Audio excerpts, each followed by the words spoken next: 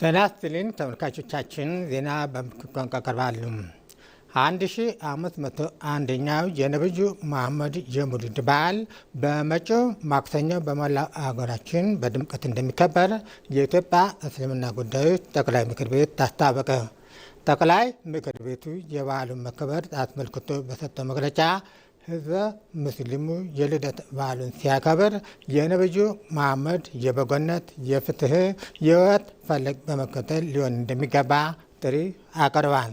በዕለቱ አቅመ ደካሞች፣ የተፈናቀሉትም እንዲሁም ድጋፍ የሚያስፈልገው ወገኖች በመደገፍ በማዕድ ማጋራትና ለሀገር ሰላምና አንድነት ዱዓ በማድረግ በዓሉን ማሳለፍ እንደሚገባ መልእክት አስተላልፏል።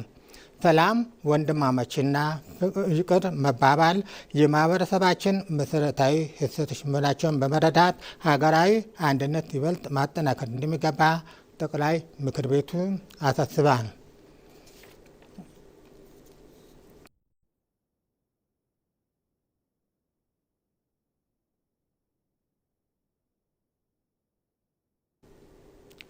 ላለፉት 5 ዓመታት የሀገራችን የታዳሽ ኃይል አቅም ከመመንጨት አልፋ የቀጠናውን የንጹህ ኃይል ማዕከል ወደ መሆን የተሸጋገረችበት አስደናቂ የኤነርጂ አብዮት ውስጥ እንገኛለን።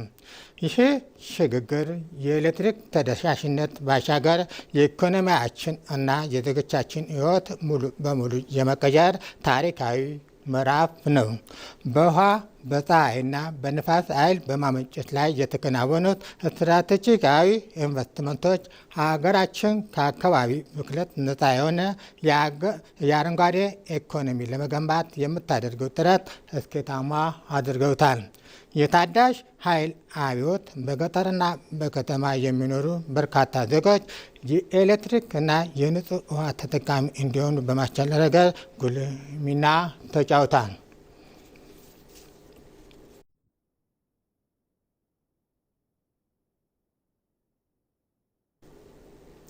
የመደመር መንግስት ባለፉት ዓመታት የዲጂታል አገልግሎቶች መስጠት ብቻ ሳይሆን የዲጂታል መሰረተ ልማቶችና ክህሎቶችን በማዳበር እንዲሁም ተቋማት በዲጂታል ኢትዮጵያ 2025ና አሁን እየተተገበረ ባለው የዲጂታል ኢትዮጵያ 2030 እቅድ መሰረትን በመገንባት ላይ ይገኛል።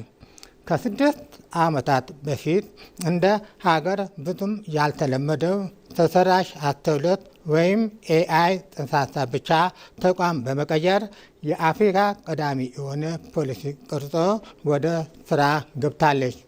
ትውልድ ይማር፣ ትውልድ ይሰልጥን፣ ከዓለም ጋር ይፎካከር በሚል መሪ ሀሳብ የተጀመረው የ5 ሚሊዮን ኢትዮጵያውያን ኮደሮች ውጥን አስደናቂ ሀገራዊ ንቅናቄ ፈጥሯል።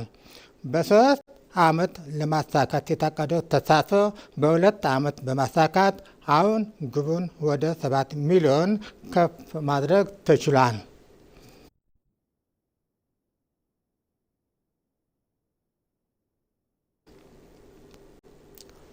ኢትዮጵያውያን በባህር በር አጀንዳ ላይ አንዳችም መወላወል የሌለበት በጽኑ መተማመንና በአንድነት ላይ የተገነባ ሀገራዊ የጋራ አቋም አላቸው።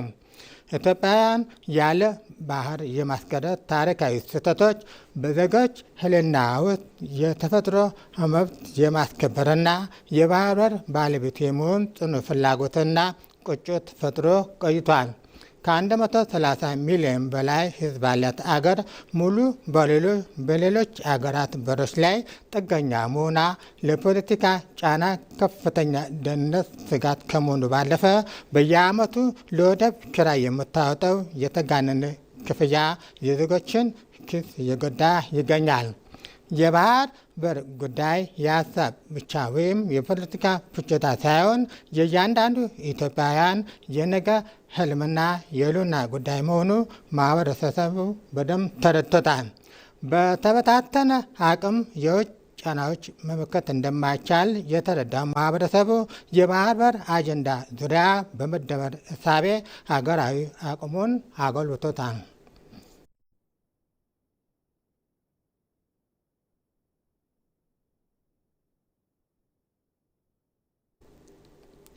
በመጨረሻም በኢትዮጵያ እየተተገበረ ያለው የከተማ ዝማኔና የኮሪደር ልማት የከተሞች መዋቅር ውበት እና የመሰረተ ልማት ደረጃ ወደ አዲስ ምዕራፍ እያሸጋገረ ያለ ትልቅ ሀገራዊ ንቅናቄ ነው።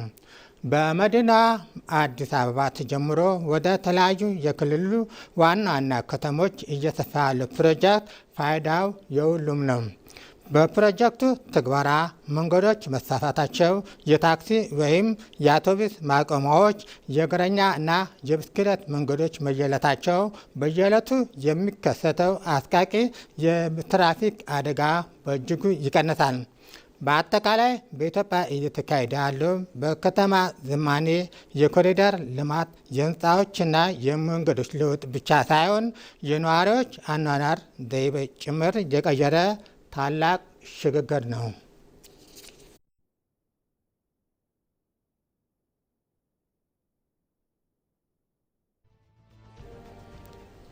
ዜናው አበቃ። ከቀሪ ፕሮግራሞቻችን ጋር መልካም ቆይታ